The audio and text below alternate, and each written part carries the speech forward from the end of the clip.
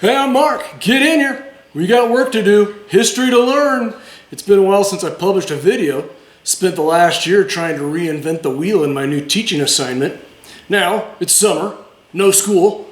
Time to get back to going rogue. So, I'm watching events unfold as we head into the 2022 midterm elections. The Republican Party with a great opportunity, and they're just about to squander it. They should get 60 seats in the House. They'll get like 10. They should pick up like 4 seats in the Senate. They'll get none. We'll have to see in November. I don't want to be premature, but I'm quite interested in what's shaping up for 2024. If you're a Republican, pay close attention. See, we assume that Joe Biden is a one-term president. The gaffes, the falling off the bicycle, the tripping going upstairs on Air Force One, the Easter Bunny having to pull him away from the press's questions. Nevertheless, I foresee another 4 years of Joe Biden after 2024. Why? Because it's history. Let's see how the Republicans can screw up 2024. Let's go rogue. A few months ago, the average person might have said that Donald Trump was their guy to be the Republican nominee for president in 2024. I've seen the flags flying out the back of the lifted pickup trucks in town, above the gun racks. That will be cool, too. The 21st century's Grover Cleveland, serving 2 terms, not consecutive. They have a similar physique as well. So, there goes Trump into the Republican primaries nearly unopposed. Rematch with Biden, Trump wins in a landslide, the price of gasoline comes down, baby formula returns to the shelves, inflation solved. Enter Florida Governor Ron DeSantis. He shepherded Florida through the COVID crisis without destroying its economy. People are now leaving New York and California and moving to his state. Conservatives that are put off by the antics of Donald Trump but love his policies, DeSantis is your man. It reminds me of another election that Republicans screwed up. Teddy Roosevelt, played by Robin Williams in Night at the Museum, and sculpted into Mount Rushmore, and winner of Presidential Madness in 2020. He assumed the presidency in 1901, following the assassination of President William McKinley. Speaking softly and carrying a big stick, Roosevelt ingratiated himself to the American public, and in 1904 he won the presidency again, with 336 electoral votes to Alton B. Parker's 140. And winning 56% of the popular vote to Parker's 34%. Landslide. Roosevelt continued to be popular through his second term, and many Republicans wanted to see him run for a third term in 1908. 22nd Amendment limiting the president to 2 terms did not come about until 1951. Following the precedents established by the 25 presidents before him, he did not run for a third term, rather endorsing his political ally, William Howard Taft. In the 1908 election, Taft defeated Democrat William Jennings Bryan, the Cowardly Lion from The Wizard of Oz, with 321 electoral votes to Bryan's 162, and with 51% of the popular vote to Bryan's 43. But you can't keep a Roosevelt down. Come 1912, Teddy Roosevelt decided he wanted to be president again. Remember, no 22nd Amendment. And he ran against the sitting president of the United States from his own party, forcing a schism among the Republicans. Not all states had adopted primary elections yet, so there was a curious mix of delegates going into the convention. Some voted by popular vote in some states, and delegates chosen by party machinery in others. Wisconsin Senator Fightin' Bob LaFollette won the first 2 primaries, then Taft won President Roosevelt's home state in New York. He also won many of the party-controlled conventions. Roosevelt then announced that if he did not win the nomination, he would create his own political party. Roosevelt won 8 of the next 9 primaries, including Taft's home state of Ohio. But the establishment-controlled conventions continued voting for Taft. At the 1912 Republican National Convention in Chicago, Taft won the nomination with 566 delegates to Roosevelt's 466. Game on!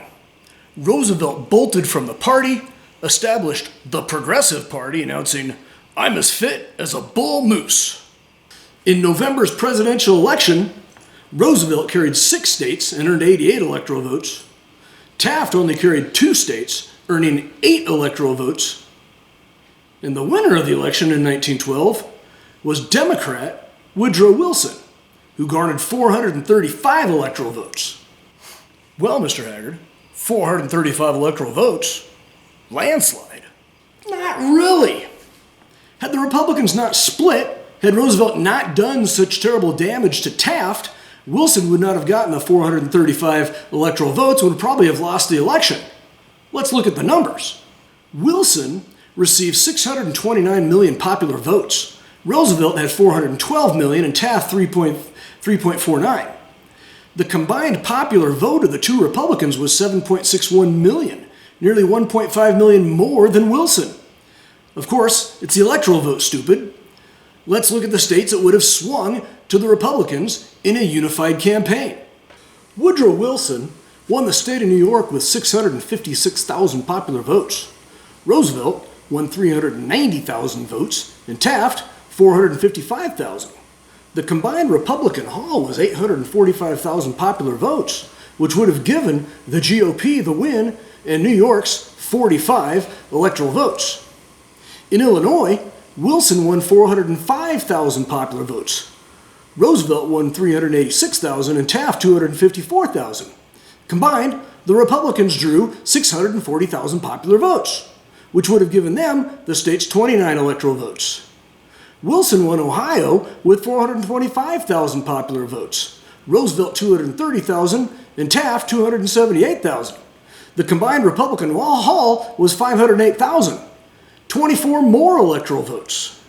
Had Roosevelt and Taft not split, 26 additional states would have swung to the Republicans, to the tune of 283 additional electoral votes. Combined with the 88 electoral votes won by Roosevelt and the 8 won by Taft, the Republicans would have received 379 electoral votes and the win. So what does this have to do with 2024? Roosevelt was a larger-than-life character, a New Yorker, a populist who battled the establishment, breaking up Standard Oil and other monopolies at the time. He sought to project American power around the world. He also had a loyal following. Does that sound like someone we know? So here comes 2024.